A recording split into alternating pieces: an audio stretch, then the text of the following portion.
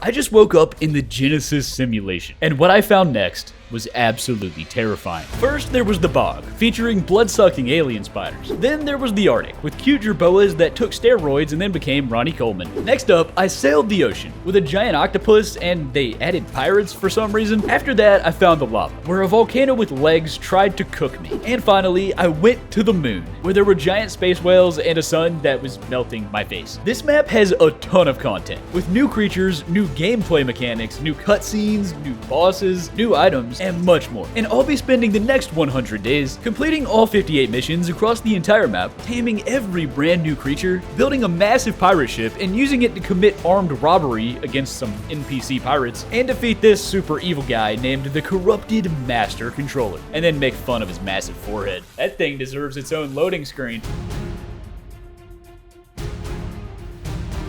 On day one, I gave my character a very natural physique. They don't make men like me anymore.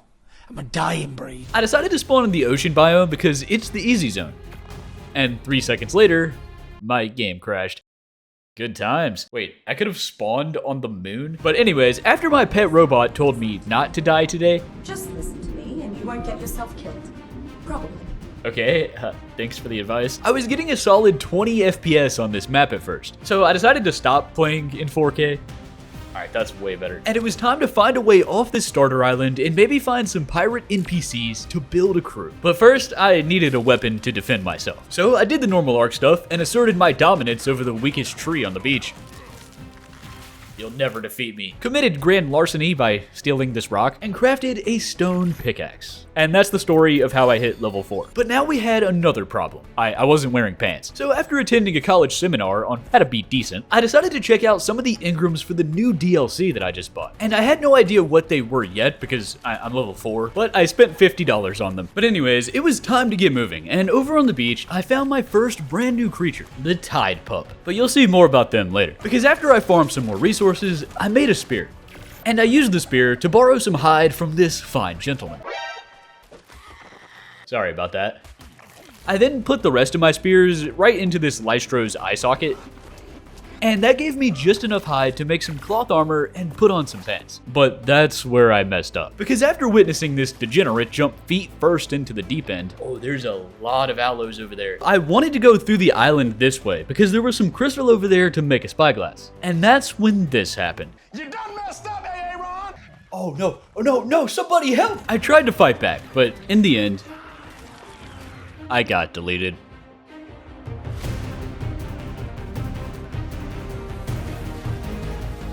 But on day 2, I spawned on a different island, and I didn't know it yet, but this second island would be one of the worst spawn locations I've ever seen on all of ARK. It was so bad, bro. My first tropical experience was watching a scorpion attacking a baby Kentro while he was being attacked by an adult Kentro. Yeah, he wasn't alive for much longer after that. But that's not why this island was terrible. Because apparently somebody on the ARK developer team decided to place like 873 raptor spawns right next to the beach. I passed away that morning at 6:32 a.m. Oh, okay, well that wasn't fair. And then when I tried to respawn, well, this happened. What? How is that even fair? What did I tell you about being careful? Weren't you listening? Shut your For some reason, every time from now on, I spawned here on this same island instead of that other one. And if I wanted to stay alive, I really needed a way to defend myself. So I spent the rest of day 2 preparing to go to war with the lizard.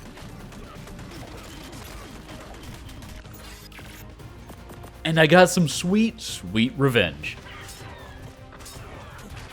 Well, kind of. Oh no! Yeah, I died again. But anyways, it was now day 3, and I saw a lighthouse on that island over there across the water. Okay, I think I'm gonna try to raft over there because this island sucks. So I got my stuff back, and this time I lasted about 33 seconds.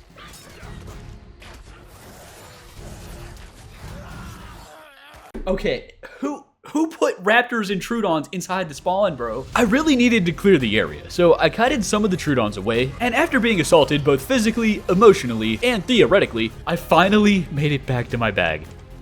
Please just leave me alone, bro. And now that I was a traumatized man, I was finally a high enough level to make a raft. But now we had another problem. Okay, the spawn now has fish going on land trying to murder me. And that was bad enough, but I can't go this way either because there's aloes and an alpha raptor for some reason. This is the easy zone, by the way. Somebody lied to me. Also, there was an astronomical amount of pelicans in the sky for some reason. But anyways, I still needed 75 high to make that raft and get out of here. So I got to work. I shot my mortal enemy in the forehead, and I did kind of feel bad for murdering an innocent tide pup and this parrot. I'm sorry, man, but it's either me or you. But I made the raft. And now it was almost time to start exploring the ocean and start teleporting to the other 4 areas so I can do Genesis missions for the boss fight. I just needed to make the raft into a base so I don't have to respawn here anymore. So I made a storage box, I found some metal rocks, I learned how to cook. Someone cooked here. I farmed some crystal to make a spyglass. Made a bed to respawn when I die again, because I certainly will. And finally, I made a refining forge to cook up the metal from earlier. And then my game crashed. Good times. But I wanted to make sure I was fully prepared. So I made a smithy, I made a drug lab, crafted some metal tools, farmed some extra metal for the road, and some crystal and some oil. And now, with everything ready, I made a crossbow to defend myself, and it was finally time to set sail. Ladies and gentlemen, welcome to Genesis Ascended.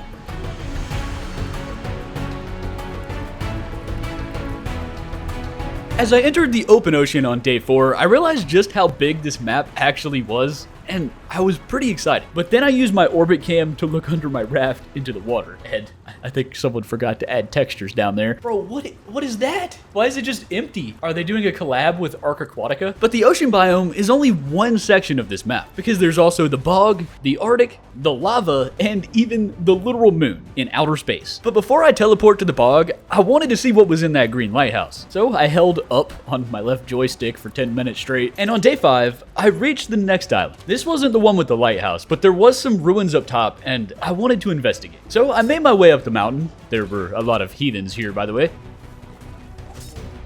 And I made it inside, but that's where everything went wrong. There was an Allosaurus inside. Oh no, this is the easy zone, by the way. But long story short, I tried to hide from the guy. He found me. Yeah, I was having a pretty bad day. But anyways, it was time to check out that lighthouse. So I set sail. And as I got closer and closer, some NPC pirate ships began to render in. Oh, there's a pirate. This is actually a pirate outpost. And I looked it up so I kind of knew what was going on. And let's just say that when I looked it up, I got kind of scared and I turned around. I'll come back for that later when I actually have my own pirate ship, some cannons and a crew and all that. Whoa, is that an octopus? Oh yeah, Paleoctopus, level 115. Okay, I want to tame that guy. But at this point, it was already day 5, and I really haven't done much besides just die a lot. And it was time to come up with an actual plan. First of all, I needed to tame some creatures so I could explore the other biomes and do some missions for loot. And then I need to build a pirate ship and recruit my own pirate NPCs for the outpost. And I also really need to level up. So I wasted no time and crafted some hide armor. Became a humble narcoberry farmer.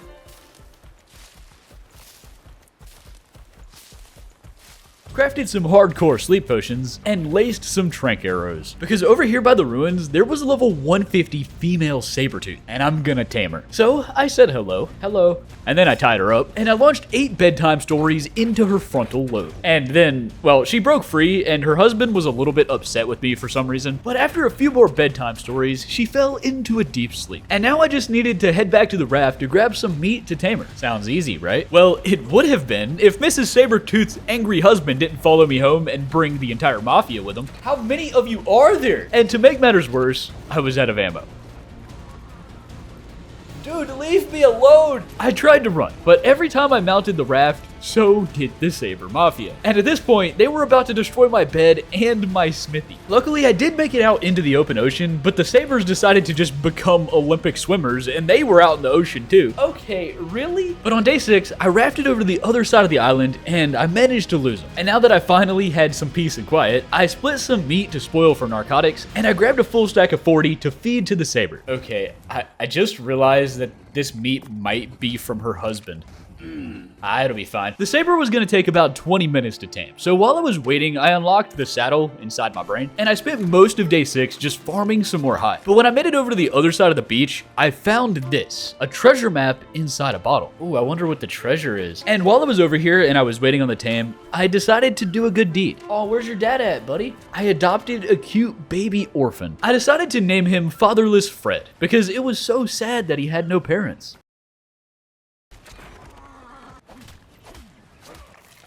Oh, where's your dad at, buddy? But anyways, I didn't have my raft with me, so I just kind of gave baby Fred some berries and hoped for the best. Hashtag father of the year. This map has a lot of really cool and really ugly looking creatures, like the Magmasaur and even the Ferox. And I don't have any of them yet, but I do have this guy, and he's even uglier, in Phantomon Idle RPG. Phantomon is a team-based idle RPG, and they just released a brand new update with rewards that are juicier than Costco rotisserie chicken. Sorry, when I wrote this script, I was kind of hungry. You can get up to 1,000 free draws, but the goal of Phantomon is simple. Explore the world, take down bosses, and hatch and evolve them all. And since it's an idle RPG, even when you're offline, the grind doesn't stop. My guy here just pulled a 372-hour shift in the Phantom Mines. But my favorite part of the game is that you can team up with up to 4 players on any server around the world and work together to level up your skills and take down the strongest world bosses. And I know what you're thinking right now.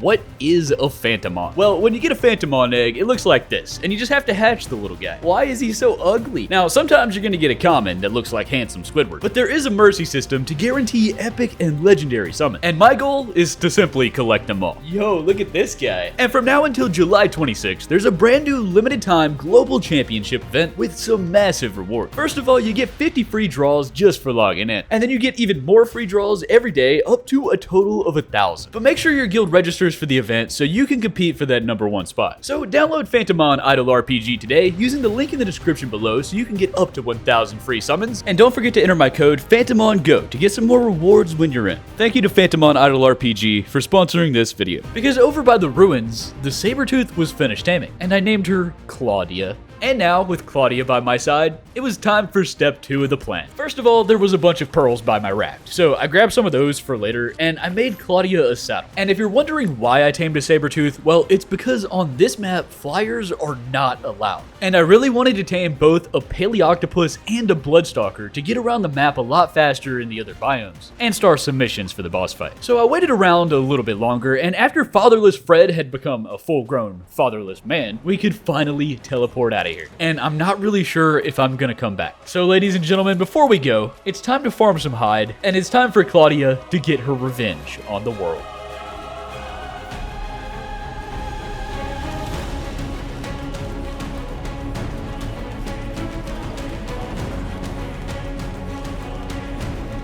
And just like that, it was now day 8. And Claudia has skinned thousands of her co-workers, but the main reason I did that was just to hit level 56 for flak armor.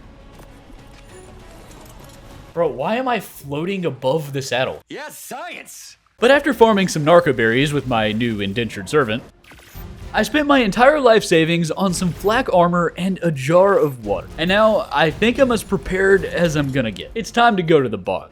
Preparing to teleport.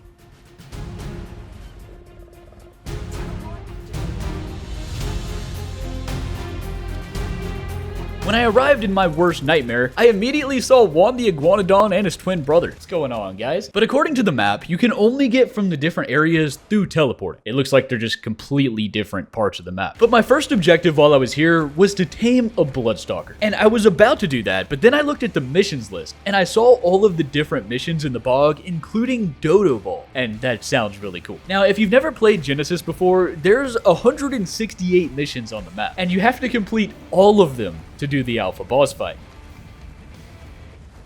Whoa, what is that, like for a mission or something? But anyways, 3,000 meters later, I made it to the Dodo Ball court. And I wasted no time, and I started a game of Gamma Dodo Ball. Now, the rules are simple. You throw the dodo into the hoop. And that's easy enough, but it was a little bit difficult when there was an insect swarm playing intense defense. Ow. So I subbed in my new point guard named Claudia to decapitate the defenders, and I actually made my very first shot. Kobe. The key to this game is aiming high for more arc and jumping when you shoot, which is kind of funny because it's just like that in real life. And yeah, apparently I'm pretty good at throwing oversized chickens through a basketball hoop in the middle of a swamp. Time's up. ARK Survival. But anyways, each mission gives you a reward, and this time my reward was this metal shield. Yeah, that was one of the rewards of all time. But I repeated the Dodo Ball mission on beta difficulty, and then on alpha difficulty. And overall, the loot was pretty disappointing. Give it a solid 2 out of 10. But I now had 3 missions completed for the boss fight, and it also gave me hexagons for HLNA's robot shop. This is where you can buy a bunch of different resources. If you really need something, it's okay, but for the most part, Element and the loot crates are the only thing I'm gonna be buying in here. But I did buy a cryopod this time. Oh, that one gives 30,000. It's probably really hard though. But now that I had a cryopod, it's time to brainwash Spider-Man. So after finding these hexagons on the ground and getting a glimpse at what the back of my eyeballs look like, for some reason, well, I almost got served for breakfast. What are you doing in my swamp? But according to the Dino Finder, all of the Bloodstalkers are in the central tree, and they were pretty much all below level 50. All except for this guy. And he's right there on that ledge. And to domesticate this man, I needed 4 things. Grapples, parachutes, the ability to respawn when I get murdered, and a whole lot of blood packs. So on day 10, I smacked a few rocks, set up 4 beds, bed and beyond, and borrowed some keratin from my spiky neighbors. Because according to Dododex, for a level 130 Bloodstalker, I need 150 pints of my own blood. And extracting blood is probably going to kill me, so I placed everything inside of Claudia for now, and I basically just spent the next 45 minutes of my life stabbing a needle into my oversized forearm, waiting 5 seconds for the cooldown, and repeating the process. I did manage to get about 12 blood packs before I was on 1.8 health, and yeah, that's why I crafted 4 beds. Anyways, I'm pretty sure you guys get the point of what's happening right now, but I died over 10 times in 20 minutes, and I really wanted to show you guys the giant pile of my corpses that were sitting here, but an insect swarm just ate them all in one bite, so yeah. But you can kind of see it on the map. But anyways, I now had 160 blood packs, and for good measure, I decided to get 10 more, and now I just need some grapples. So I had to make a refining forge, a smithy, a mortar and pestle, and a few minutes later, I made some grapples and I made some parachutes. And with 100 blood packs in the last slot of my hotbar, everything was ready. And it was time to use myself as bait to tame a blood-sucking parasite. But it wasn't gonna be easy, because with no flyers on this map, well, I thought I could just grapple up. And when that failed, inevitably, I slowly climbed up to the other side instead. And I used the parachute grapple combo to like swing in and get below the guy. If you've never done this before, well, the goal is just to get close enough so he can smell the 172 pints of blood inside my pocket. And you want him to grab you just like this. But it didn't last long because for some reason his web broke and he dropped me in midair and broke both of my femurs.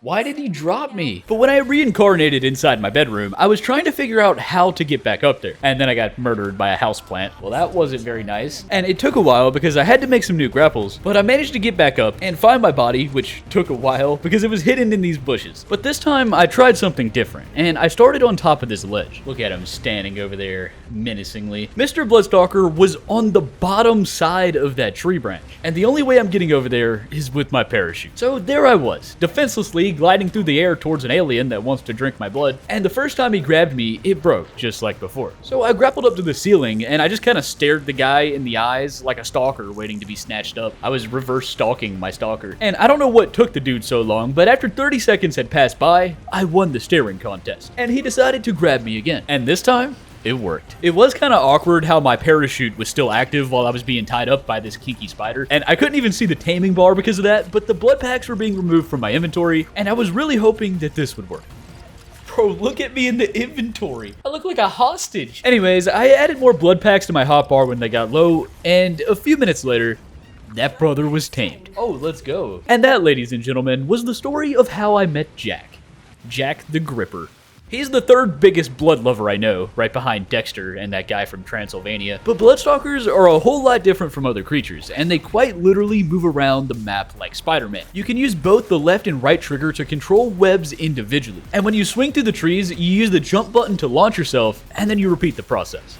It is so fun, bro. In fact, it was so fun that I kind of got carried away, and I was just swinging around the trees like a monkey that took too many stimulants, and I must have went too fast or something, because then my game crashed. And when I loaded back in, well, it reset me to before I tamed Jack. Oh, no. Dude, I have to do all that again? Now, why Why must every 11 minutes of my life be filled with misery? Why? And just like that, Jack the Gripper has been tamed. Again. And before we leave the bog, I wanted to try out a couple more missions. And the first mission on my list was Bog Beatdown. I really hope I'm the one doing the beating. This mission is kind of like zombies from old school Call of Duty. And instead of explaining that, let me just show you. So this is a survival mission, but I can't use my own weapons. Oh, here we go. The first weapon I tried was the bow and arrow. Well, that just did 9,000 damage, but I realized that this bow takes way too long to shoot, and while I'm reloading, I kept getting hit. So I decided to try out the spear instead, and even though it doesn't always kill in one hit, it hits way faster, and you can also do this. Oh wait, what if I throw it? How's that spear taste, buddy? I was actually really enjoying this mission, as you can tell. But as round 1 came to an end, there was one random spider just standing in the corner all by himself. What is that brother doing? And when I tried to confront him about being antisocial, he ran away. Why are you running?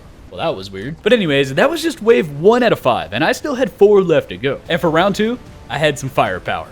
Literally. This round was filled with gators and frogs. I felt like I was in Florida. But it was pretty easy, and even though I got jump scared by a poison wyvern for some reason, why is there a wyvern? I took out the main army with my spear, grabbed the bow and arrow, and took out the Sarcos one by one.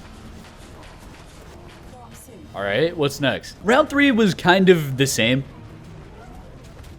And on round 4, I found a flamethrower, which made me feel like the most powerful man to ever exist. This is insanely overpowered. And at this point, everything was going really well. But when round 5 hit, I ran out of food. And I didn't really think that would be a problem, so I just continued on trying to defeat the final Broodmother boss. And it was going pretty well, until this happened. I was so hungry that I took a nap. And ironically, I was the only one that didn't get to eat that day. But since I just failed the bog beatdown, I had to try something else before we leave. And I really wanted to try the King of Swing Grand Prix. This is a race, right? Each biome on this map has a few different races with different tames for you to use. Oh, well, sorry, Jack. I guess I found a new blood-sucking parasite to be friends with today. And basically, you just have to go through all the markers before the time limit on the right side of the screen. And by the end of the run, I still had 45 seconds to spare. And that was actually pretty fun, so I decided to try beta as well, which was a lot more difficult, but I was also getting pretty good. And I managed to finish that one with around 30 seconds to spare. Dude, this is really fun. But then I tried alpha. And here's where things get kind of wild, because the alpha races on this map give almost no room for error. And the Bloodstalker race was no exception. Honestly, I think I got kind of lucky, but I was also super locked in right here, and it feels really cool when you get good at using Bloodstalkers like this. But anyways, I was moving, and I think I was doing pretty well. But as I got closer and closer to the finish, the timer got lower and lower. This race was going to be super close.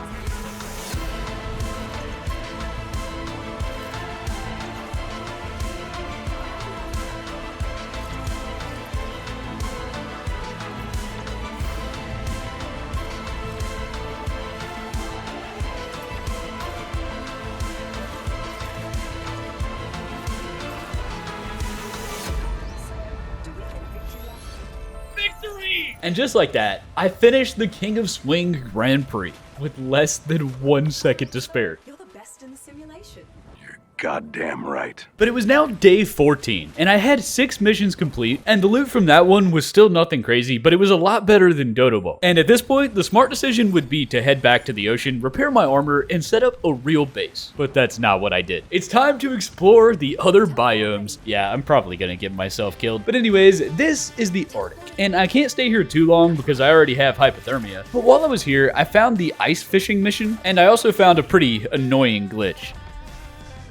What is happening? For some reason, Bloodstalkers get stuck like everywhere that's not in the bog on this map. And at one point, the brother was straight up visiting the Upside Down from Stranger Things. But before I died from frostbite, I wanted to get some cementing paste. So I located the owner of this house, tied him up using Jack the Gripper, and watched as an alien parasite repeatedly stabbed him in the kidney.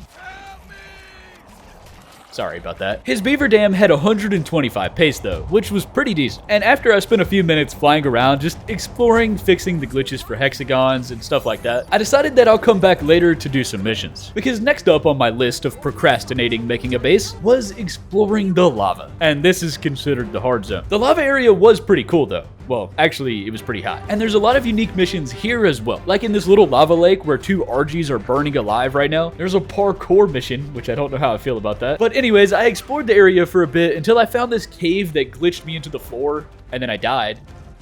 What?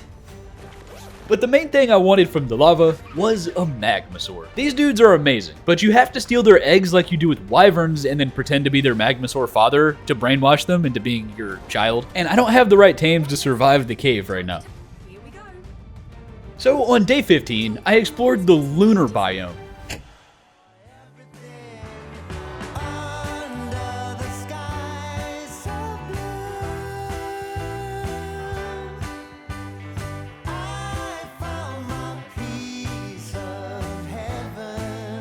For about 15 seconds. Yeah, there were robots and it was really cold, so I got kind of scared. But anyways, I think I understand the map pretty well now. And with that being said, it was time to set up a base and start taming some of the creatures to beat the more difficult missions. So I used Jack the Gripper as a lifeboat to literally walk on water back to my raft.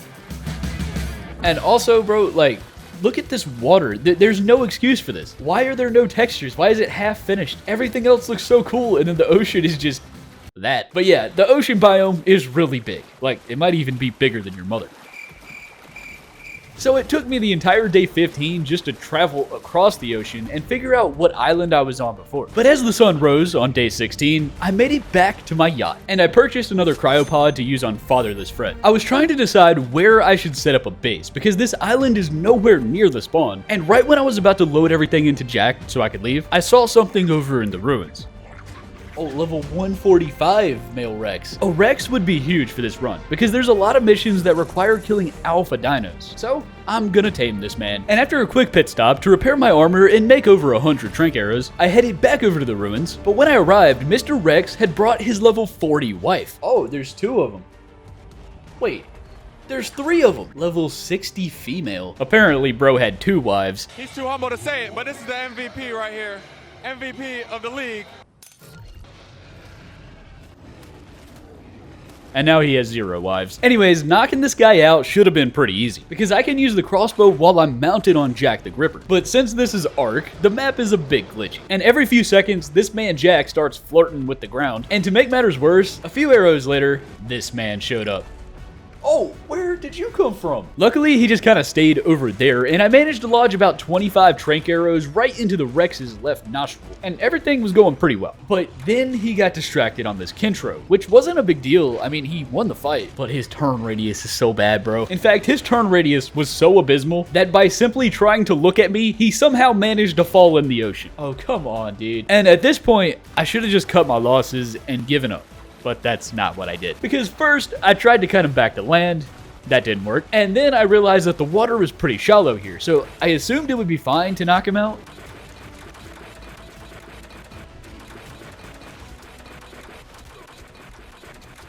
But I was wrong. Despite this man's head being a little bit above the water, he was still losing oxygen. So I placed some prime meat into his esophagus, and I left render distance, kind of hoping maybe that would do something. But yeah, the dude drowned. Ow, okay, how many Megalodons can you possibly spawn? So yeah, long story short, I didn't tame the Rex, and after loading everything into Jack the Gripper, and then getting murdered by Jack the Gripper, he did that because he was low health, and they try to siphon your health, I think.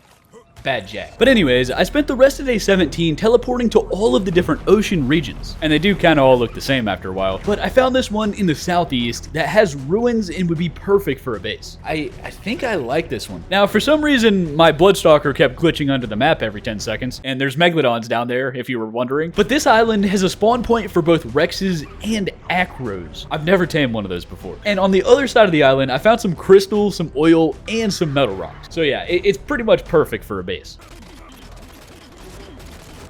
So I made some foundations and set up over here on the flat section of the back. And then Jack the Gripper started glitching out again. Bro, you're kind of freaking me out right now. He kind of looked like one of those biblically accurate angels. But anyways, the foundations were set. And I spent the next day and a half just preparing my base, getting some trank arrows ready,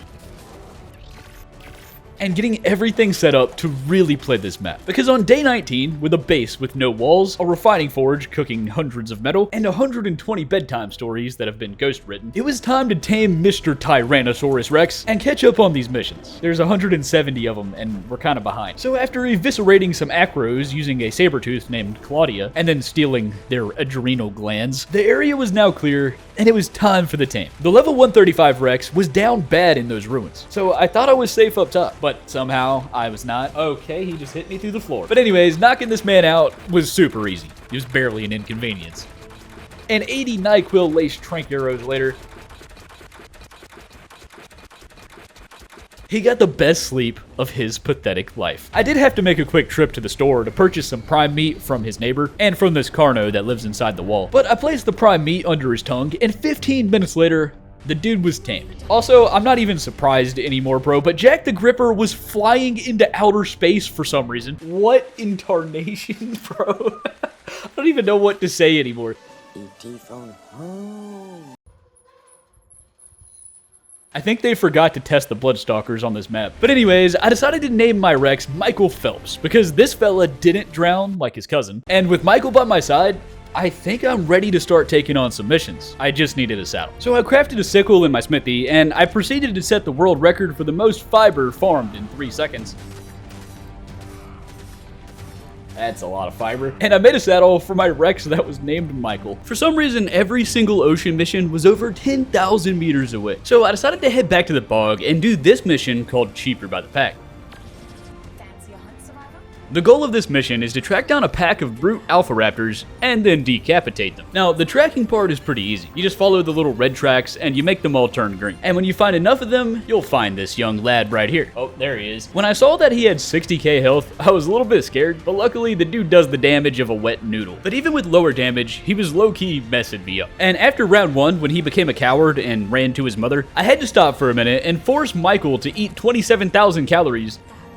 And now he's healed. But anyways, I managed to track down the raptor again, and round 2 went about the same as round 1. And when I made it to the final location, I healed up one last time and finished the job. Now, for some reason, his 3 raptor minions didn't even help the dude out. They just kind of watched him get murdered. So I picked them off one by one, and yeah, that was the mission. Cheaper by the Pack has been completed. Oh, wow, that gave a lot of loot. At the time, I didn't realize half of that loot was... well, there was like 8 slingshots. But anyways, 7 missions are now complete. But with how close Michael was to the afterlife right there, I'm a little bit scared to do any more fighting missions until he gets better health. So on day 21, I decided to go back to the bog beatdown and do Gamma, because I failed last time and I wanted to redeem myself. So I spent the next like 10 minutes just slaying bugs using a flamethrower, and rounds 1 through 4 went really well. But when round 5 commenced, and Mama Brood showed up, well, the flamethrower stopped being as effective. But after I took out all the Brood Mother's goons, I decided to try this crossbow, and it was a little bit overpowered.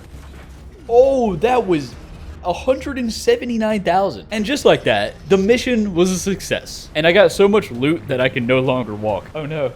I'm fat. But this was by far the best loot we've seen yet. It even had a tech helmet. And I was pretty excited about that, so I decided to try beta, but it was way more difficult. The weapons did way less damage, and long story short, I ended up getting control alt deleted by a bug. But anyways, there was a lot more missions in the bog, and I need to do those, but I also wanted to try a pirate outpost. So I decided that I'm gonna do one more mission, and then I'm getting out of here, and I'm becoming a pirate. And the mission that I chose was bog fishing. This is the second easiest mission on this map, right after Dodo Ball. The rules are simple. You throw your net at the salmon, you don't throw your net at the piranha, and then you reel in some fish.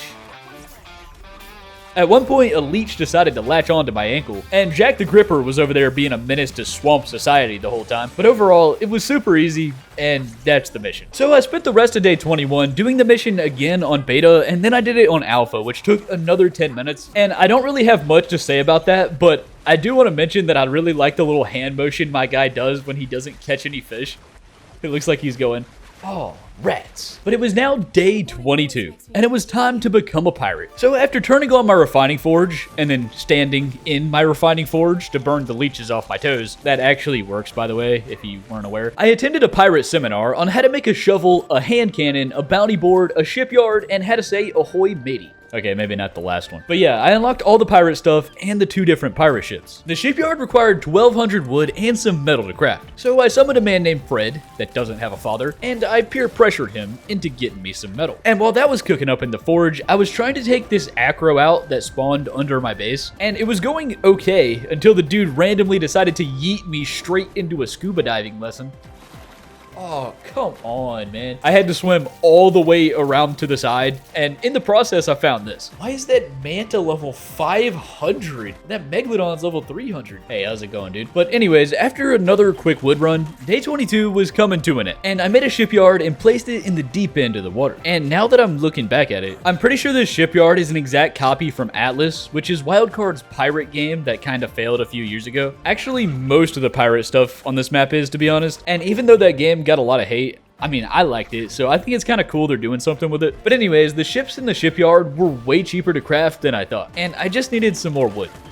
So on day 23, while I was just waiting on the metal to cook up, I decided to shift my focus to some of the new creatures on this map, the Tide Pup and the Paleoctopus. And first up was the Tide Pup. To tame these guys, you have to lower your own tame's health below 10%. So I was trying to use fall damage to break Claudia's kneecaps, but that was taking way too long. So instead, I just grabbed a pickaxe and introduced it to her eye socket. Sorry, Claudia, but it's for a good cause. And once you're below 10%, the Tide Pup will walk up and become a doctor. And then after their super stressful 2-second shift of healing, they fall asleep. And all of these Tide Pups were super low level, so it only took 1 prime meat to tame them. They're all level 20, bro. But I don't think it really matters. And that's because Tide Pups have 2 phases. And this little shoulder pet version is the first one, but you can also evolve them by letting them heal you. So I was trying to stand in my refining forge to take damage so they could heal me. But when they did heal me, it was still at 0%. So I'm not really sure. But when they evolve, you can ride them. And you'll see that later. Because now that the metal was smelted, I made a sloop in the shipyard. The sloop is the smallest of the 3 ships, behind the Brigantine and the Galleon. But it's still way better than a raft. And let me give you guys a tour. Behind this door, you can go down into the lower deck where you can set up a base or whatever you want. And back on the top deck, we can control all the cannons for naval combat. There's even this massive skill tree that you can use to level up the sloop's abilities. Okay, this is kind of crazy. But my one criticism is it just feels so out of place. Like Genesis is a whole separate map, and then there's just pirates here in the ocean. I don't know. I think they should have made their own map for the pirate stuff. But anyways, it was time to do our first raid. So I mounted the steering wheel and set sail.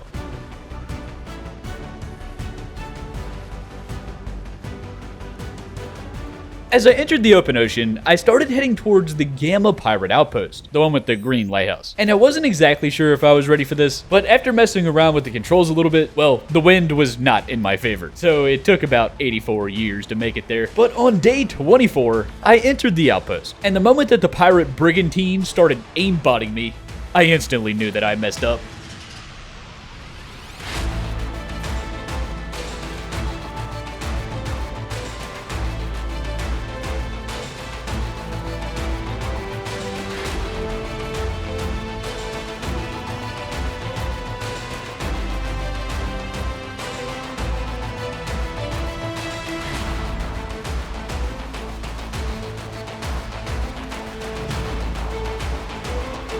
The fight was not going well. And at one point, my dude started reading pirate lore in the middle of gunfire. Dude, this is not the time. But anyways, the pirates were messing me up, so I ran. And at the time, I really wasn't sure what I did wrong, and I was trying to come up with a better strategy because those outposts are how you recruit the pirate NPCs. But what I didn't account for, however, was that these pirates followed me home. Oh no, they're here? At this point, I was panicking at the disco. But the Degenerate Slayer, my sloop, was destroyed pretty fast. And then after that, all the pirate ships just kind of stood there. Can you guys leave now? But I didn't want to risk losing any of my tames, so I just let them be, and I focused my efforts on taming a Paleoctopus. But all the good ones were like 10,000 meters away. So instead of that, I decided to tame this male Rex that I found on my island. I need the breeding pair for the boss fight anyway. So I spent the next 15 minutes just clearing the area, giving a dinosaur some sleep therapy,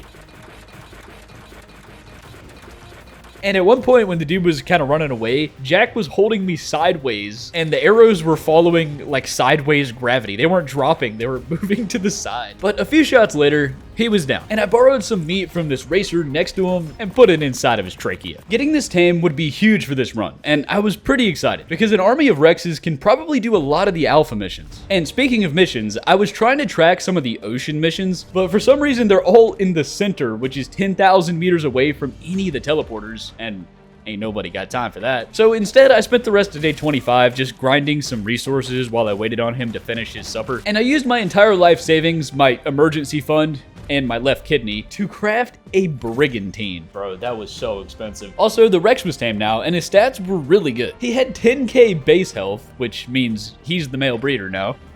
And when I saw that, I wasted no time and immediately bred him with Michael. And yes, I named a female Rex Michael, okay? Don't judge me. But anyways, I bred the Rexes for a few more eggs, and in the process, I made a fabricator, I queued up some electronics, I mined that one singular obsidian rock that's on top of the mountain up there, made some polymer, and I crafted 2 air conditioners and a generator, and a feeding trough. And now that I had a little mini incubation station set up, I hatched all 5 of the baby Rex eggs. Nice. But anyways, I did another full meat run just to fill up the troughs and to farm some pelt so I could make fur armor this time. The shirt was in size XXL and the pants were small. But I was officially ready to graduate from the bog and take on the snow. And while those Rexes were busy becoming full-grown men, I decided to do just that. Sorry for leaving, guys, but Fred doesn't have a father either, and he turned out all right. Each time when I come here, I am abused. But it was now day 27, and I had 10 missions complete. All of them were in the bog. So my goal was to do some easy races here in the snow, while Fred and Claudia are raising the babies back home. And then I can use those Rexes to knock out a bunch more of the fighting missions. Whoa, is that like an avalanche? The first mission I did in the Arctic was called Ice Fishing, and for some reason the terminal was invisible. 10 out of 10 glitchless map release, by the way. But anyways, this mission is probably the most boring one on the entire map, because you sit here, waiting for a bite.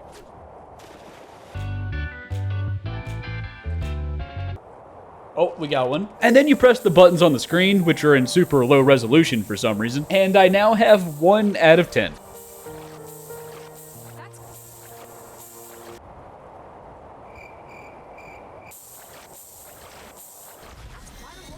And yeah, I just spent the last 10 minutes of my life to get a ramshackle torch and some soup.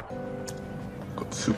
But I need this mission for the boss fight, so I repeated it on beta as well.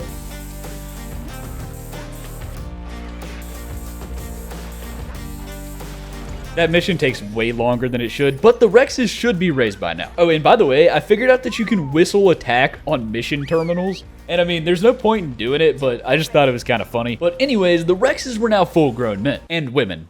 Women named Michael. So I spent the rest of my hide on 5 Rex saddles, and I spent 2,500 hexagons on 5 more cryopods. Because on day 28, I finally had the army I've been working for, and it was time to take on some missions. First up was Dearly Departed, and it was the exact same as that raptor mission from earlier, but the tracks were a little harder to see in the snow, and the dude had 117k health, and he got absolutely destroyed. More like dearly decimated. There was one part where I literally couldn't find the tracks, and I just kind of walked in circles like an idiot, but when I finally made it to the end, yeah, it was pretty easy.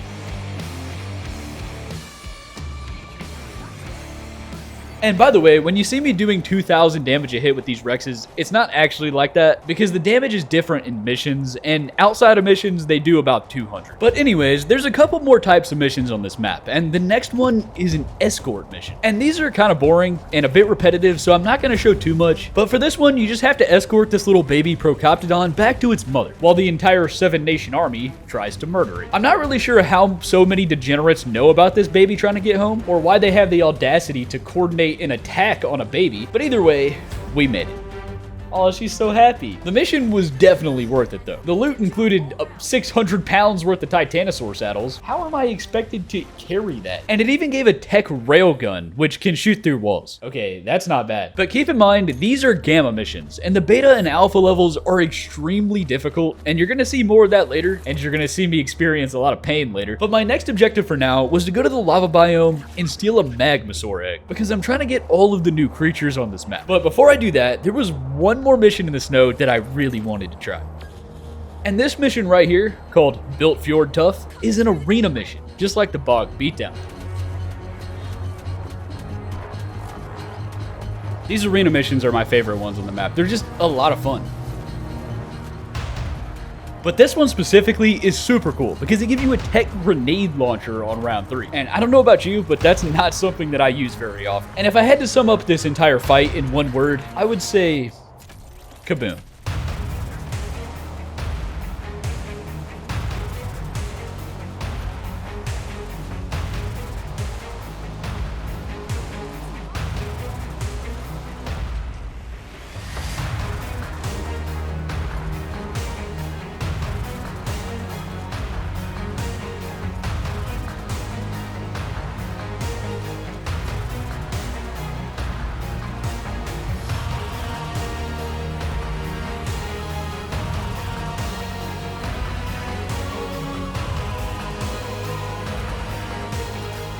Mission successful. So that went pretty well. But I'm a little worried about the alpha missions on this map, especially in the lunar biome. And at this point, my inventory was overflowing with mission rewards, so I had to head back to base. And I spent the rest of the day doing a little bit of base chores and organizing. Because on day 30, well, I was about to get ready to steal a Magmasaur egg. But then I discovered a game-breaking glitch on this map, and not in a good way. So when you first start a beatdown type mission, the game puts your tames in a temporary cryopod in your inventory. And that makes sense, because tames are banned in that mission. But the glitch part is that these cryopods are broken.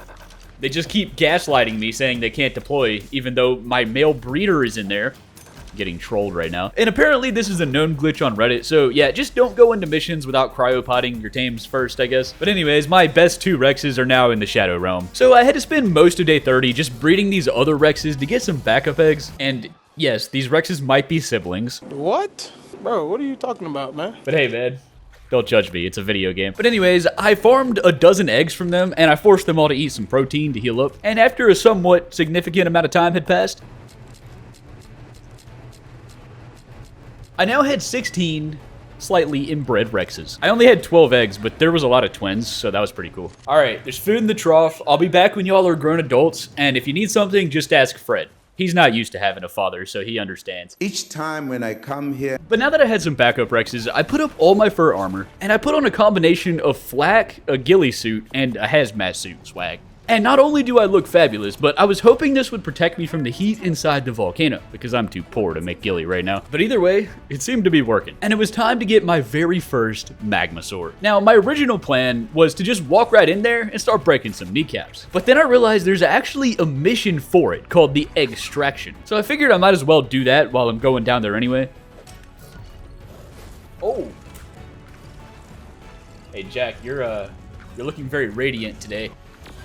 I decided to take 3 Rexes with me because any more would be hard to keep track of in the cave. And after clearing out the first section, well, I was already having some problems. How are you stuck already? I'm just gonna use 2 for the mate boost. The first few areas of the mission were pretty much just bugs, which was pretty easy. But once I made it to the bridge, well, there was lava falling from the sky, and there were some element rocks down there. But there was also a Magmasaur. Now, these guys are super hot-headed. Literally. And you have to kill them pretty fast because if they fully charge up like this, getting ready to explode like a volcano, well, they can kill you off the back of your tame, so yeah. But now that I was past that first part, here's where things started getting a little rocky. Mainly because this checkpoint was on top of a rock. Oh no. Now, at first I thought that this lava elemental would be kinda weak, because this is a gamma mission, but after 30 seconds or so, I barely even made a dent on that man, and I'm pretty sure he's not part of the mission, but either way, he was still messing me up. Okay, this is bad. And to make matters worse, I was also completely out of stamina. So I ran, or more like I walked, slowly, but luckily my asthmatic crip walk was still faster than this giant boulder man, and it took a while, but on the other side of the pillar I lost him, but that was close. At this point though, there was an earthquake going on, and my health was getting kinda low, but we were also super close, so I continued on slaying heathens and standing on business, and it was going pretty well. Except for this one bat that was stuck underneath the ground and kept biting my toenails. I can't hit him. But anyways, I stopped a few minutes to heal up for a bit, and after the next 2 areas, I made it to the final chamber. And down here, some of these Magmasaurs are from the mission, so they take increased damage. But some of them are not from the mission, and those ones are a lot harder to kill with this Rex. But the egg was right there, and all I had to do was bridge over. So after grabbing this little glitch for hexagons, and mining one of these element rocks, which I was just trying to see if it was an element rock. I need to come back for more of these later. Well, that's when things started to go sideways. Because magmasaurs don't target my Rex. They target me. And normally they still hit the Rex because he's taller, but not this time. Oh no. Luckily I did have some med brews to stay alive here, but now I'm all out, and I was pretty scared. Also, my game crashed again. And right after I switched out the low health Rex for this other one, well, this happened. The volcano is about to erupt? What? I was literally in the middle of the volcano. And at this point, I had no other options. Like, I had to go.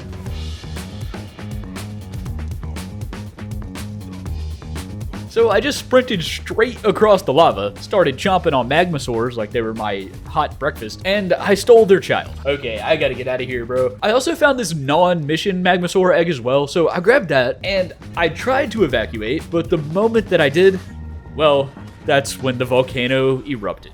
Okay, well, I just got roasted. It took me a solid 20 minutes to make it back and get my stuff using this backup Rex. And even though I wasn't able to grab that mission egg again, and I lost 2 of my Rexes, well, at least I have this level 50 Magmasaur egg. Yeah, there's not much silver lining here. That was depressing. So on day 33, the new Rexes were all finished, and I spent all day just grinding some metal with Fatherless Fred and crafting a bunch of brand new Rex saddles. Because as the sun rose on day 34, it was back to the mission grind. And this time I was gonna do some of the easier ones before trying the hard stuff again. And the next one that I chose is in the lava, and it's called Gotta Go Fast. But honestly, instead of that, they should have just called it Rick. And why should it be called Rick, you might ask? Because in this mission, you have to roll.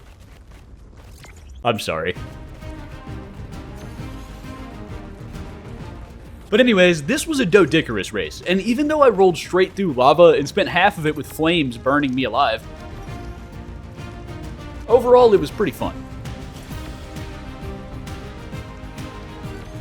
The next mission that I tried was called Out of the Frying Pan, and this one was way different from anything I've done so far, because essentially it's an exploration mission, which gives you a guided tour of the whole lava region. And for this one specifically, well, some of the orbs are in interesting locations. And even though this one was kind of scary because there's lava everywhere, after that first area, I mainly just used Jack the Gripper to fly around the map, grab the orbs, and yeah, it took like 15 minutes, but it was pretty easy. That just gave me 6 heavy miner helmets. I only have 1 head, but at this point, I've completed 17 out of the 176 missions on this map. And I can't promise that I'll beat them all, because some of them are pretty insane, but I'm gonna try. And with that being said, I really needed to knock out all the easy missions so I can focus on the harder ones for the rest of the video. And I'm gonna do that soon. But there's one thing that just keeps bothering me. I'm 0 for 2 against these pirates, man. They just keep beating me, and I want to redeem myself. So on day 35, I started checking out my brand new brigantine that I made earlier, and I found myself down at the depths of the bottom deck. Dude, I'm on Gamma 5 and I can't see anything. The cannons on this ship are the 2nd level from the top, and it's a clear upgrade over the sloop, so I'm really hoping that this is gonna work. So I set sail for the Green Lighthouse, and now, mateys and gentlemen, it's time to take on a Gamma pirate outpost. Again, I hope I don't die.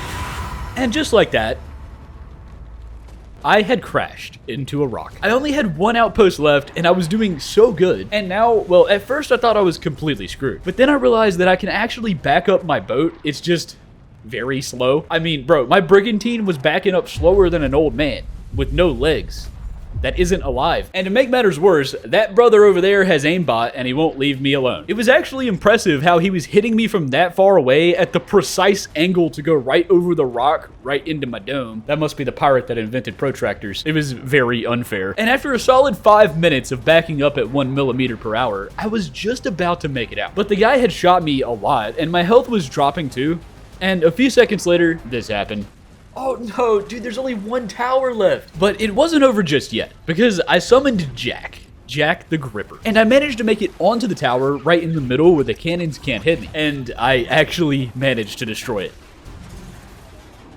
But now that the tower was down, I still had to take out the remaining 5 ships. And that's where I ran into a problem. Because my Rex, my blood-sucking alien named Jack, all did absolutely nothing to this man. I tried everything I could think of, but he just stood there, unfazed. Apparently they only take damage from ship cannons, and that's why they aren't fighting back as well. They're just kind of confused. Which was super disappointing, but I guess it's my own fault for crashing into a rock, and I had to cut my losses and give up. And when I made it back to my humble abode, it was time to come up with a plan. My Rexes are already pretty solid, but for the boss fight, I also wanted a Yudi for their roar buff, and I wanted something strong and more maneuverable that I can actually ride on to hack the Master Controller. And I haven't even explored the lunar biome yet, which has the better Rexes, tech Rexes to be exact. So I spent the rest of day 36 giving Fred a part-time job as a fatherless narco-berry farmer, crafting some narcotics, farming some flint for some stone arrows, and then lacing them with the narcotics. And with a stone trap ready, I headed out to the snow. Now, for some reason, there were only 2 Udis on this entire map, and the low amounts of some dino spawns, it's a known issue right now, but one of them was a level 150, so it was all good. It actually just makes it easier to catch this guy. And after I grabbed this little glitch over here in the ruins, well, HLNA started telling me her entire life story, and while she was busy yapping, I was busy kiting a fluffy Rex into my trap house. She's still going, by the way. I think I found my husband. I wish I could put her on mute, Rav. But anyways, it takes about 100 trank arrows to knock these guys out.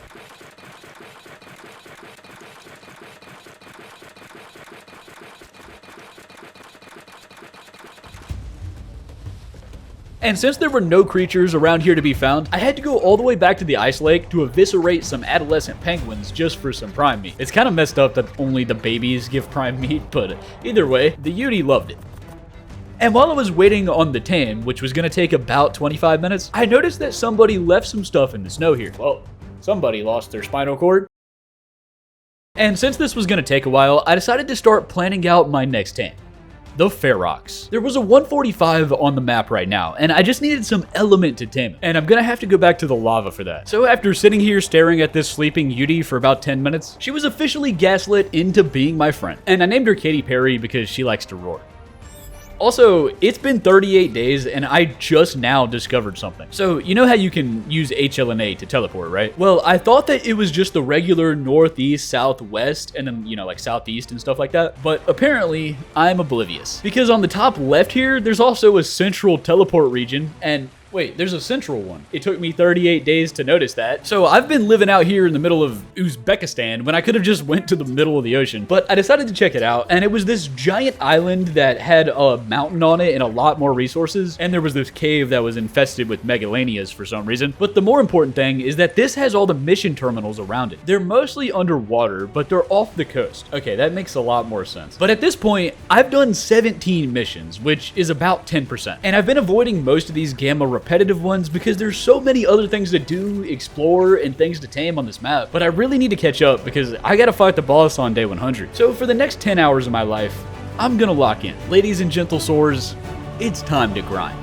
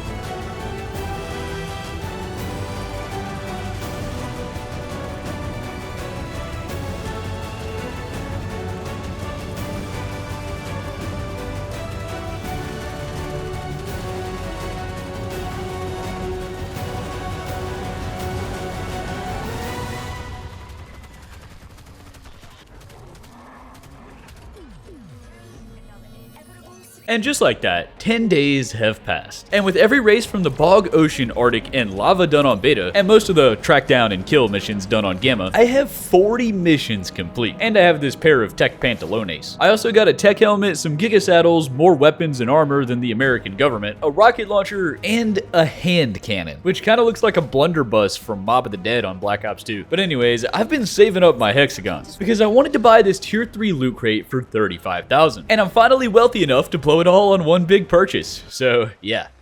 Ka-ching! And to be honest, it wasn't even worth it because the main item from the drop was an Ascendant tech rifle. And that's pretty awesome, but I don't have the boss fights done to even use it on this character. I think I just got scammed. But I'll use this kibble for something, I guess. So after spending 10 minutes deciding what to get rid of because there's way too much stuff in my house, it was time to level up my army and take on the lunar biome. I have to fight a Reaper King, and I'm not sure if my Rexes are strong enough to do most of these missions. But I also heard from a man named Filipo that the hide and sink mission in the ocean gives high quality Rex saddles. And that would probably work, but the mission is underwater. So on day 52, I learned the ancient secret of crafting a saddle for a dolphin, used that knowledge to craft the saddle for a dolphin, and then I 1v1'd an acro that was experiencing some anger issues because I needed some prime meat. Now, I've tamed a dolphin on this game probably 100 times at this point. Well, there's like 5 good ones here, but this time was different. And I mean that in the weirdest way possible. Because first of all, I placed some raw prime meat directly onto this dolphin's taste buds. But the entire extended family of Ronald the Megalodonald was harassing me the entire time. And when I finished the tame, well, they were right there, and his lifespan was about 4 seconds. Dude, really? So I farmed some more prime meat, located another dolphin, and here's the part that gets weird. Because somehow this man was stuck inside of a rock. And I managed to find a spot on the side here where I could see his pearly white teeth sticking out. And the game was actually letting me tame this man. Somehow. So I placed some prime meat into the mystery mouth sticking out of a rock at the bottom of the ocean. Well, that was a sentence that nobody has ever said before. And when he was ready for more, well, that's when this happened. Oh! He's got jellyfish in there. Apparently, the inside of this rock contained the entire town of Bikini Bottom. And even though he only needed one more prime meat, every time I tried, I got electrocuted. Eventually, I did manage to tame him, though. And then I just watched him fight the jellyfish. Well, I didn't actually watch. I couldn't see, but I could see the damage numbers. Well, that was interesting. But anyways, the Ichthys was tamed, and it was time to play some hide and sink. The mission was 3,000 meters away, and when I arrived, I wasn't really paying attention because the ocean looked super empty. But long story short, I got electrocuted. Oh no, where did you even come from? And I no longer have a dolphin. I won't make you guys watch all this because it's kind of sad how long it took me to get a dolphin. But eventually I started taming one with raw meat, and then we got stuck in this cyclone together, and then we had a staring contest because we couldn't move. And then I tamed him.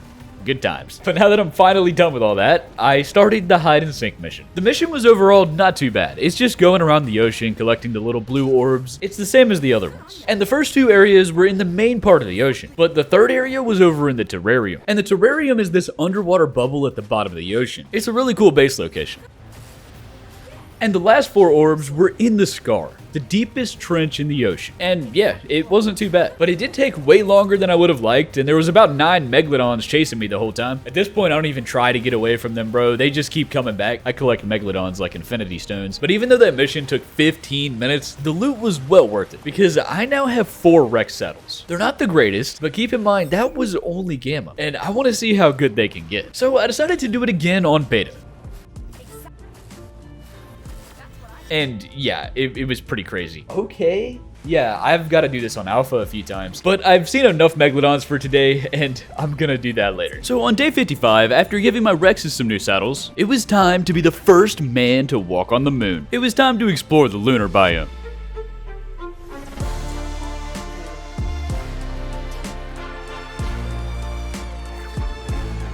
The lunar biome is supposed to be very hard, and I'd say that's pretty accurate, because if you stand in the shade, you die from hypothermia, but if you stand not in the shade, well, you still die, but this time from burning to death from the sun's radiation. Good times. But I decided to bring full fur armor and stay out of the snow for now, because there are actually a few easy missions here, and the first one is called Space Jam. I low-key almost burned to death on the way there, but when I arrived, after slaying some robot heathens, I played a couple rounds of Bulb Dog Ball, which is basically the same as Dodo Ball, and even though it's super repetitive, it's actually pretty fun. But for the alpha difficulty, I had to score 50 points. But anyways, my Rex and my blood-sucking alien were randomly taking 2 damage up here, and I'm not exactly sure why. But that made it impossible for me to cryo them because they were recently injured, and then it says this. But if you know what's happening, please let me know in the comments because I don't. Anyways, there's a lot more here, and you'll see that later. But I decided to just do the Tokyo Skiff mission for now, which is just a race that uses the tech hover skiff, and it was pretty cool. We're at 45 missions now, by the way. So on day 56, after doing some chores around base, I took a break from the missions for now because I wanted to tame some of the other creatures on the map. And the first one on my list was the Magmasaur. So I grabbed my volcano outfit. Why do I look like a homeless serial killer? And I started the extraction mission. This mission basically just guides you down into the volcano to steal a Magmasaur egg. And since that's what I'm doing anyways, I feel like I might as well do the mission. And I also wanted to farm some element shards while I was here for the Ferox. That's only 2 actual element, by the way. But this time around felt a lot harder than before. And I even had to check and make sure it was actually on gamma difficulty because there were 2 lava elementals with 30k health each, and there were like 25 X-Rexes having a family reunion in the middle of the pathway. What I'm trying to say is there was a lot of degenerates. And because of that, my health got pretty low and I had to swap out the Rexes about halfway through. But eventually I made it down into the volcano. And of course, that's where things got heated, because the first few Magmasaurs didn't cause me any problems, except for that one time when I got incinerated. Ooh, I really hope I have enough med brews for this. There's really no way to get there without walking straight through the lava, which does a lot of damage. Okay, I'm already at half health, man. And just when I thought I was finally safe on the other side, and then this happened. What? Oh no, come on, man. I had to do all of that again, but this time I actually made it to the egg.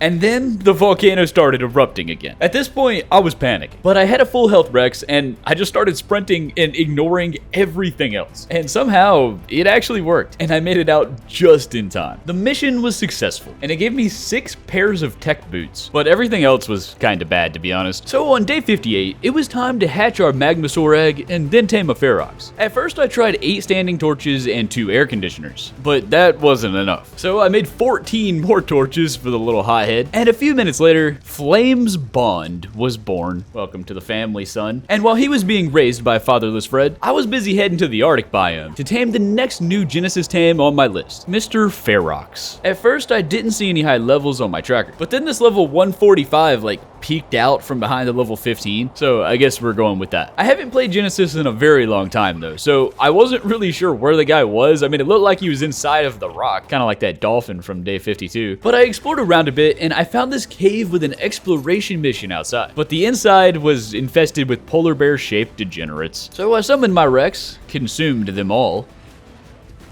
and entered the little tunnel in the back. Now, I'm not really sure what Jack was doing in this tunnel. I mean, the dude kept doing loop-de-loops around the walls, and then he started walking on the ceiling. But the final chamber in the back had a lake and a bunch of polar bears. So I cleared the area, and I was getting ready for the tame. But then I realized that I only had element shards, and not actual elements. So I spent my entire life savings to buy a bunch of it from HLNA in the Hexagon shop. But when I finally walked over to the Ferox to tame him, well, I'm not exactly sure what happened, to be honest, because first of all, the little base form Ferox was completely invisible. I couldn't even see the dude. But there were 2 other 145s that were transformed into their bodybuilder physique, and they were just standing there not trying to murder me, and they were also untamable. So I reloaded my game thinking that I would be able to see the normal Ferox again, but then they all just despawned. And now there's only 3 Ferox on this entire map. So on day 59, while I was waiting on the Ferox to respawn, I checked my list of new tames. And the Genesis tames that I still need are the Ferox, the Paleoctopus, the Megachelon, and of course, the giant space whale. And today we're going for Mr. Octopus. At first, taming these guys seemed pretty simple. You just swim up to them, let them strangle you with their tentacles, and then you just kind of sit there,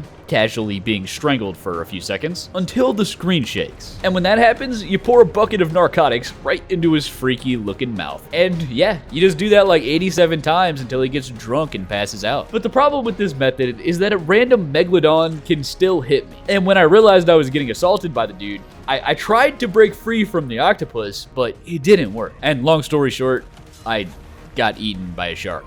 So for round 2, I tried bringing some biotoxin instead, and I brought some med brews that I got from a mission. And just to be safe, I also found an octopus that was closer to the land. Or actually, I found an octopus that was on the land. I didn't even know he could do that. But that brother was full sprinting on the land. And when I managed to catch up, for some reason, he just didn't want to grab me, no matter how politely I asked. I'm not really sure how they expect me to knock one of these guys out in the water, because the moment I touched the water, like 83 species of degenerates spawned behind me. But on day 60, I tried again with this level 140 octopus that was down by a coral reef. And this time was different, because this man not only strangled me, which I appreciated, but he also lived in a very safe neighborhood with no megalodons in the area. And with that being said, I could now finally focus on this tame. But there was one problem. This man has 18,000 torpor. It's a pretty insane case of insomnia. It takes him roughly 30 seconds to want to grab me and start doing the little screen shake thing where he tries to eat my face. And it was gonna take over 20 biotoxin to fill up his torpor. So I just kind of sat here for the entire day, cuddling with and drugging an octopus. But 20 minutes later, on day 61, the dude had one biotoxin shot too many, and his insomnia was cured. So after giving him some prime meat and waiting another 15 minutes, Tentacle Tim was tamed, and that took a total of 45 minutes, by the way. But anyways, I was super excited to see what this dude could do. So I wasted no time, teleported back to base, made a saddle, and then I noticed that I no longer had my tide pup from earlier, which isn't surprising because I've died like 14 times since then, but I never got to evolve the dude. So I went on a quick side quest to beat Claudia in the face with a pickaxe, and I tamed this new tide pup, and now I can start working on evolving the dude. But anyways, it was time to test out Tentacle Tim. Now, this man has 10k health and 6 more arms than I do, so naturally, I was expecting him to be pretty good. First of all, he moves super slow, but if you hold A, he does move a little bit faster. He does this little dash thing, and that's pretty cool. But now for the damage, and spoiler alert, it wasn't great. When this man hits you, it's like getting slapped in the face by a 3-year-old. And to make matters worse, he then has to charge up his next attack, which takes approximately 3 years. And now you're getting slapped by a 6-year-old. In fact, it was so bad that I almost died in my first fight to a few of these Zyphactinus. And let's just say that if the dude couldn't walk on land, he'd be in the Shadow Realm right now. My disappointment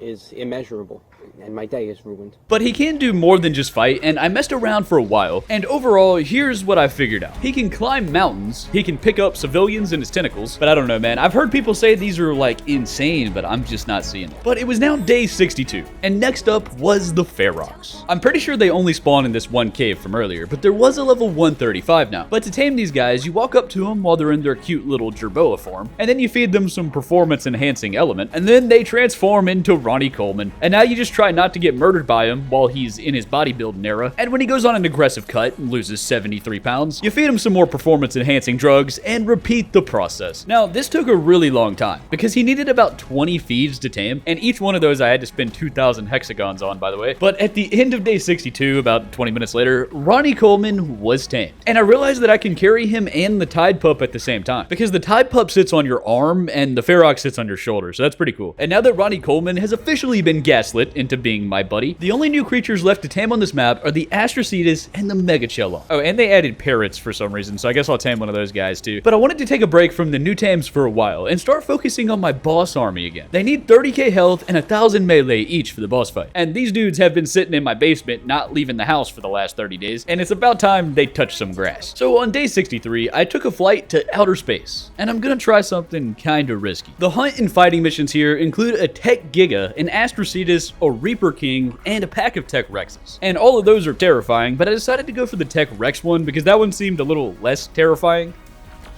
Right off the bat, I noticed that the lunar biome is really hard to navigate. I mean, the AI in this game was bad enough without zero gravity. Bro is moonwalking right now. But anyways, after the first set of tracks, we came to a ledge. And that's where I saw it. Brute malfunctioned Tech Rex, level 1200. Maybe I should have stayed home today. He had 350,000 health. So I summoned a couple more Rexes, and then I paused my recording and I forgot to unpause it, and I didn't record this fight. But here's what happened. I whistled attack, and my Rexes flew gracefully across the gap right towards Mr. Tech Rex. The fight commenced and they started biting each other in the face, and then that man turned around and just sprinted straight off of the cliff. And all of my Rexes, having the survival instincts of a rock, followed that man down and fell into the abyss. I thought the brothers died right then and there, but then they just teleported right next to me, so I guess it's all good. Oh, okay, so they can't actually fall. Anyways, the next area went about the same way as the first. I followed the tracks, summoned the Rexes, and did some parkour on the moon. And honestly, it was going pretty pretty well. But after the dude ran away like a coward again, one of my guys got teleported 500 meters away to the middle of Uganda. Dude, why are you over there? And the whole process was just kind of annoying, especially because when the sun rises, it starts burning my retinas and I almost die from that instead. But for the final fight, I wanted to try something different because Mr. Brute Malfunction Tech Rex level 1200 was chilling with a pack of his homies. And I was chilling with a blood-sucking alien named Jack the Gripper up on this ledge where they can't greet me. Can't reach me. Why did I say greet me? And I'm gonna sit up here and throw the Rexes down there to fight without me. So I started throwing my Rex cryopod straight into the middle of technological warfare, like a pitcher from the Yankees, but with dinosaurs and on the moon. And even though the guy had 300k health, the damage here was boosted a lot, and we absolutely eviscerated that man.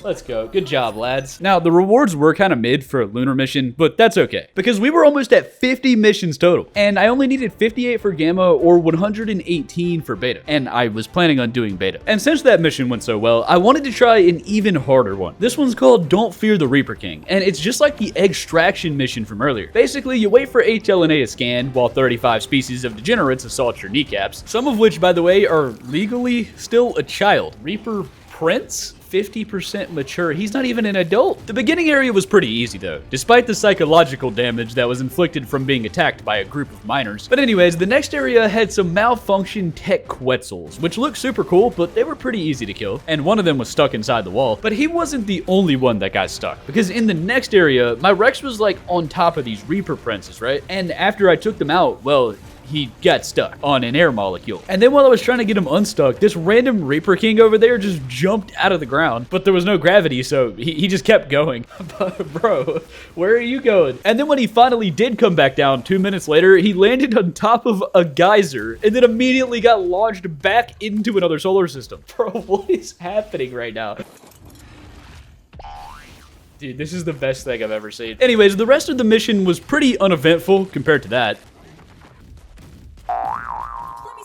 And after I cleared the remaining area, I spent the rest of the mission trying not to evaporate in the sunlight and trying not to get hit by meteors. Because over in this cave at the very end of the mission was the injured Reaper King, and he was the main target. Now at first he was trying to send an army of child labor to take me out, but after I cleared out all of his Reaper Princes, I realized that I do way less damage to this man than normal. Oh, that's not good. I don't have a glow pet. But luckily he was way too fat to fit through his own front door, so I just kind of walked over here. I spawned a few more Rexes and Katy Perry, and I headed back in for round 2. This time around, he did still put up a pretty decent fight, but with 5-on-1, he never really stood a chance. And just like that, I had obtained the Reaper Pheromone Gland. But now it was time for the extraction. And that's the hard part, because I have to take this Reaper Pheromone Gland all the way to the exit of the mission, and I only had 2 minutes to make it there.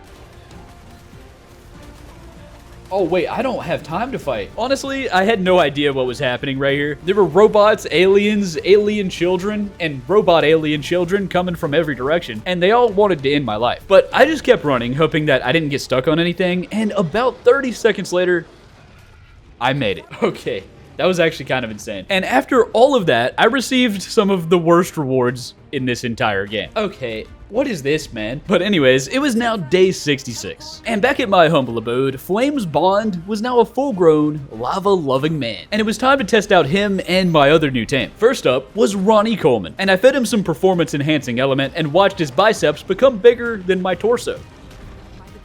Okay, I'm pretty sure that it's not supposed to give me a Deinonychus dossier for taming a Ferox. But anyways, Ronnie Coleman was super fast, and the dude jumped super aggressively as well. And the damage on this guy is pretty similar to a Rex, but the health is slightly lower, and they don't have saddles, and that makes Rexes a lot tankier. Overall, I really like this guy, but you do have to constantly feed them element, and that's kind of hard to maintain, so I'll give him a 7 out of 10. Also, he can climb walls. But next up was Flames Bond, and these guys are even better. First of all, they have an insane ranged attack, but I can't use it because I need metal ingots to use as ammo, but you guys saw it earlier, it looks like this. Flames Bond is only level 50, so the damage isn't insane or anything, but yeah, I really like these guys, and I'm hoping I can find a better one. So after putting Ronnie Coleman next to Tentacle Tim, honestly, I'm not sure which one of you has a creepier looking face, it was time to get the Rexes ready for the final boss fight.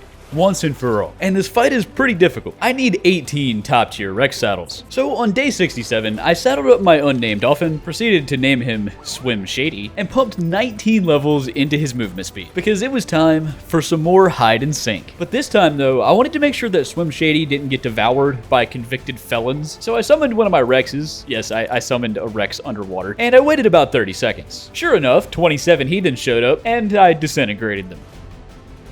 But now that the area was clear, it was time for about 10 rounds of hide and sink. I have to do this on alpha, which means I have to do it fast, and I'm not stopping until I get 18 top tier Rex saddles.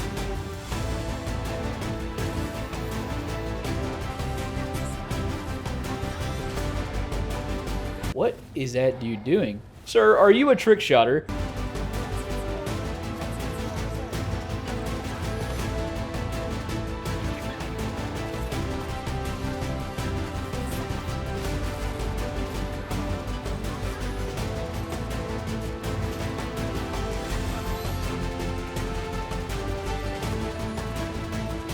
And just like that, all of my Rexes had a saddle. They didn't all have a good saddle, but they had a saddle. I got a lot of Mastercraft though. But anyways, it's day 75, and there's really not that much left to do. I just needed to tame the last 3 creatures, finally take down the pirates, and complete the rest of the missions for the boss fight. And after I spent day 75 forcing fatherless Fred to work some unpaid overtime, I'm gonna need this stuff later for another brigantine, day 76 began. And I bought some more cryopods in the Hexagon shop and cleaned up my base a little bit. It was starting to look like a Rex homeless shelter out here. But now that all of that is taken care of, it was time for the first of 3 tames, Mr. Parrot. Now, at first I thought this was going to be a super easy tame. I mean, the Spyglass said he was a passive tame, and it also said that he will eat literally anything. But when I tried to shove some prime meat down his trachea, well, it didn't do anything. And I soon learned that these guys are tamed in a very different way. And to do that, I needed to head all the way back to the island I spawned on day 1. All right, I think we'll tame this guy. To tame a parrot on this game, you first have to look them in the eyes, and then you start emoting on them. And it took a minute. I think I did the wrong one, but when I waved at the fella, he landed on my shoulder. And that means the tame has officially begun.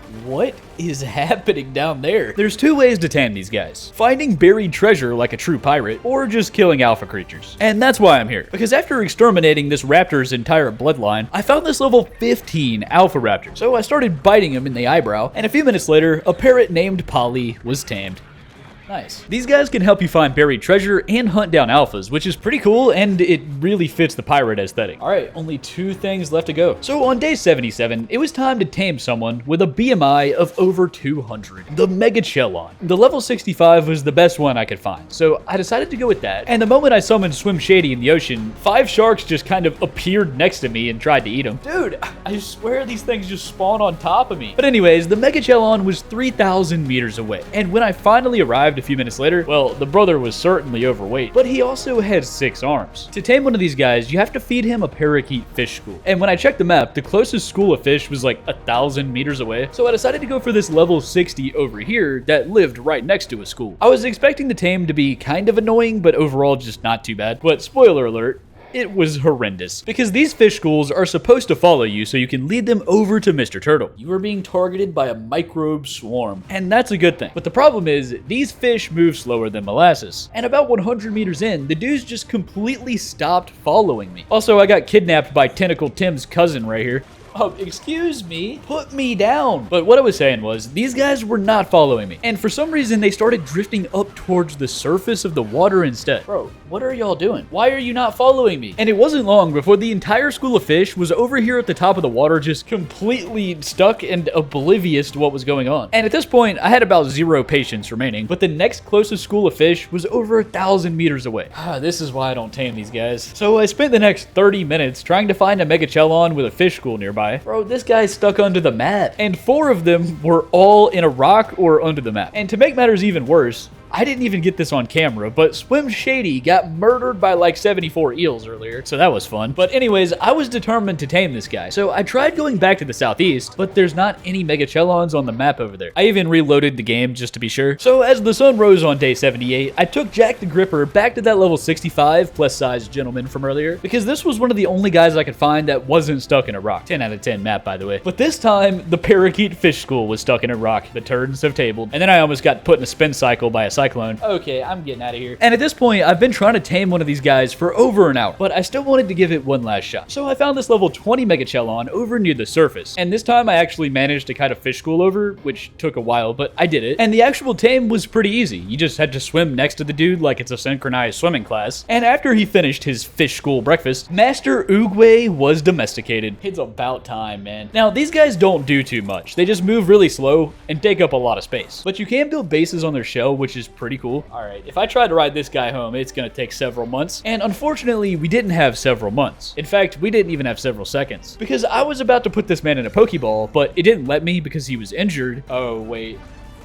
And this is why. Oh no, the Megalodons had found me. And I did try to fight back, but yeah, Mr. Oogway got digested, and then I got a little bit upset. Okay, why on this game is there a whole ecosystem and food chain above the land, but then in the water is just every single creature versus me? They didn't even care about the dude until I tamed him, and then all of a sudden they want to be all murdery. But either way, I tamed a Megachelon, and the only remaining creature on this map was the Astrocetus. And that's the hardest one, because you have to knock them out using explosives. And to be honest, I don't really feel like doing that right now, so I spent day 79 driving a pickaxe through Claudia's jawbone and taming this level 15 and this level 70 Tide Pup. His name is General Gills, because for some reason I have a way of getting all my Tide Pups killed before I can evolve them. But while General Gills is gaining some experience, because it does take a while, I was checking my missions, and we have a whole lot of work to do. So, ladies and gentle soars, I'm gonna spend the next 15 days completing them all, starting in the swamp and ending on the moon. Let's do this.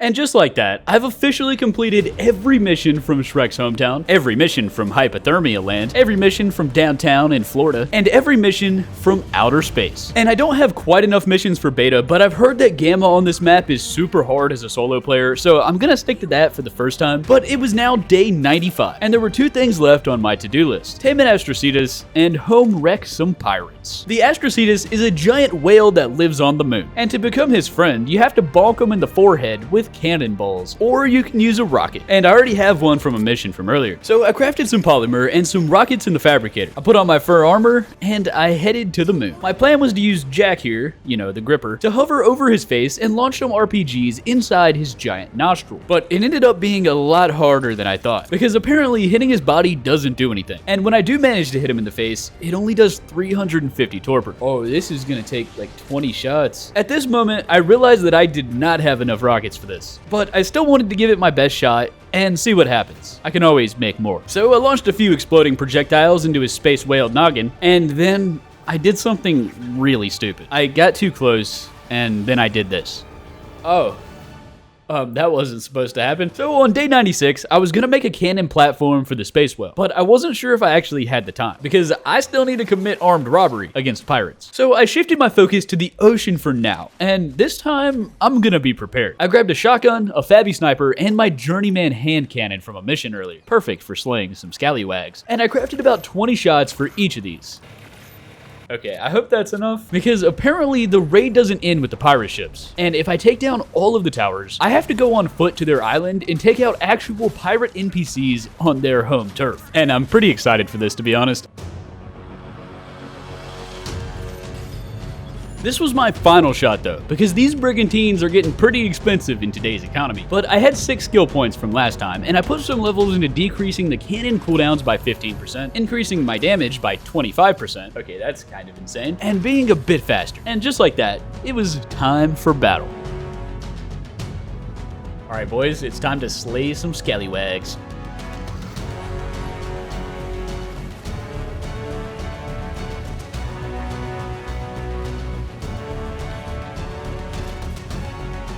The raid has commenced, and this time I knew what to do. The best approach that I found is to just keep moving, kind of like Dory from Finding Nemo, because the side cannons on my brigantine are the strongest, and if you stop, the other brothers will have aimbot and destroy you. I'm having flashbacks to last time. But anyways, you have to take out all of the towers, and that one brigantine in the back was over here launching cannonballs straight up into the stratosphere at a perfect angle down to hit me. Bro, these pirates must have a side hustle as a geometry teacher. And some of the dudes got stuck on a rock too, which I guess I can't make fun of because it's a little bit relatable, and I did take some hits along the way, but one by one, the towers started to fall.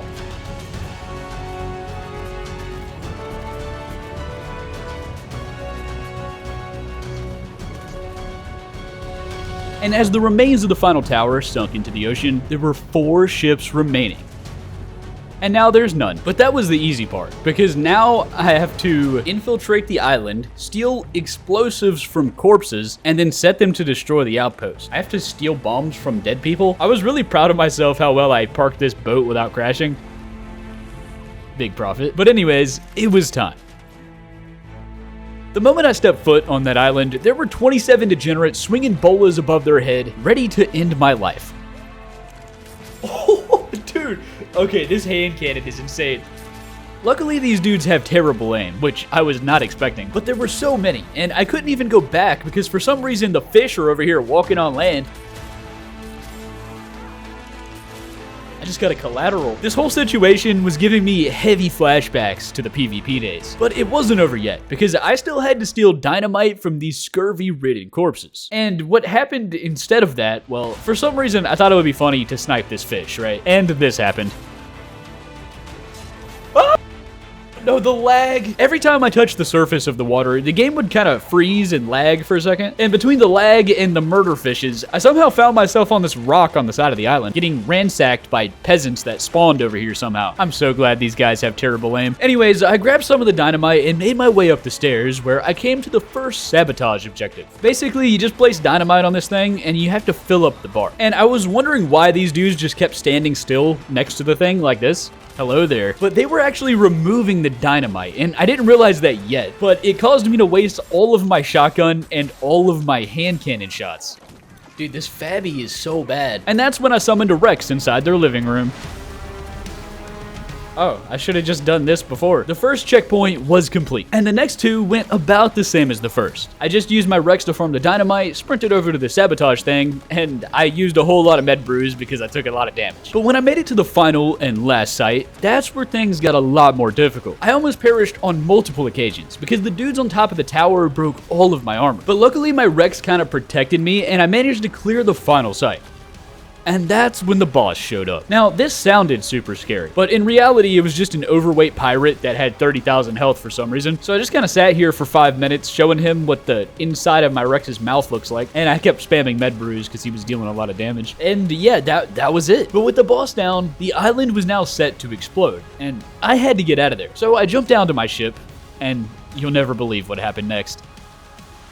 my game crashed. And when I loaded back in, well, apparently I died. So yeah, good times. But it was now day 98, and I had officially seen it all on this map. So I began sorting through my gear and preparing for the final boss fight. Oh wow, I have an entire tech suit. I didn't have the Ingrams to use my tech suit, but I'm gonna wear it for the plot and for the durability. I also needed some backup armor, some weapons, and some ammo, because this fight is very different, very long, and kind of weird. And you'll see what I mean soon. Because on day 99, I had everything ready. 3 sets of armor, 40 shots for the hand cannon and for the shotgun, and I'm finally gonna eat all those stews and brews from the missions that I've been hoarding for the last 75 days. It's gonna be a cheat day today. So I found a clear area to summon my Rexes, gave all my empty cryopods to a tentacle man named Tim, and entered the center of the Rex circle.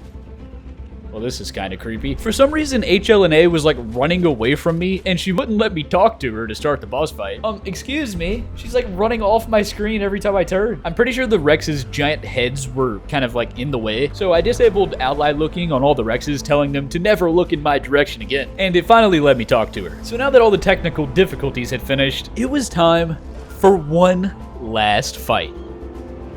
The Corrupted Master Controller has 4 phases. The first 3 are very simple. I just have to steal keys from my enemies and bring them to the code breaker. And on round 4, that's when I meet him, the Corrupted Master Controller. Here we are, right on target. Welcome to the final test, and your final moments of life. Struggle if you wish, but your failure is inevitable. We'll see about that, buddy.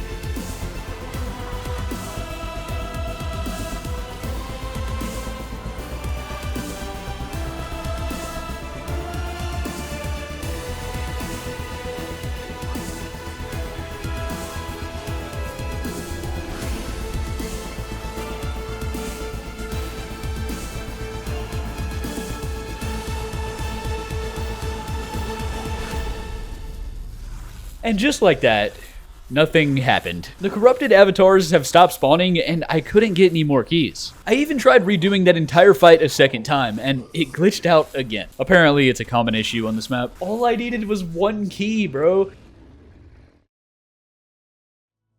Good to be back. No, not really.